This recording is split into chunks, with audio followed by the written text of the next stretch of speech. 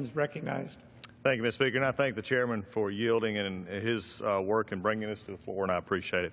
Mr. Speaker, I rise today in support of H.R. 3279, the Open Book on Equal Access to Justice Act. I introduced this legislation with a bipartisan group of co-sponsors to provide additional transparency and oversight of taxpayer dollars awarded under the Equal Access to Justice Act. I want to thank all the original co-sponsors of this legislation for their support, but in particular my friend from Tennessee, Mr. Steve Cohen, and also a member of the Judiciary Committee, but also a special thank you also to Cynthia Loomis from Wyoming, who has been an advocate of this legislation, and I just wanted to thank her for her tireless work and leadership on this issue as we move forward. H.R. 3279 passed the Judiciary Committee on voice vote on October 27, 2015. Almost identical legislation passed the Judiciary Committee and the full House on voice vote last Congress. The bill reinstates needed transparency and accountability measures to ensure that the Equal Access to Justice Act is helping individuals, retirees, veterans, and small businesses as intended. Congress originally passed the Equal Access to Justice Act in 1980 to remove a barrier to justice for those with limited access to the resources it takes to sue the federal government and to recover attorney's fees and costs that go along with such suits.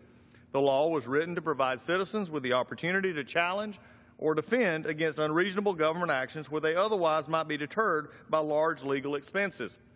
To be eligible for payment under the EAJA, an individual's net worth must be less than $2 million, and a business organization must have a net worth of less than $7 million, although the cap does not apply to certain tax-exempt organizations. The Equal Access to Justice Act was intended to address the David and Goliath scenarios where wronged citizens have to go to court and face the federal government's vast financial and legal resources.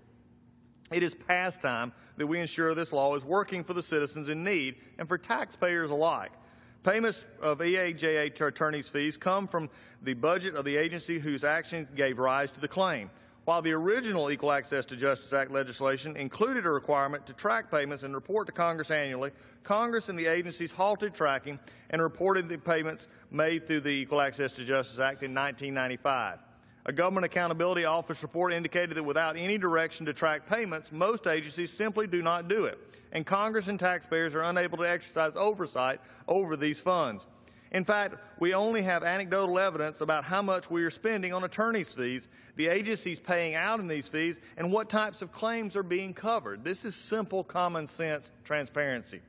Since 1995, there has been no comprehensive federal report on the total amount of fees awarded under the Equal Access to Justice Act. We are sorely behind on our oversight responsibilities in this area, and H.R. 3279 to address that problem. H.R. 3279 requires the Administrative Conference of the United States to annually report to Congress on the number, nature, and the nature of the awards, claims involved in the controversy, and any other relevant information that may aid Congress in evaluating the scope and impact of such awards.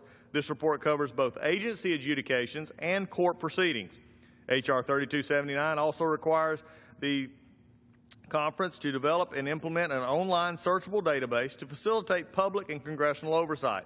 Agencies will be required to provide information requested by the ACUS for the development of the database and reports, but importantly, the ACUS would be required to withhold information from the database if disclosed is prohibited by law or court order.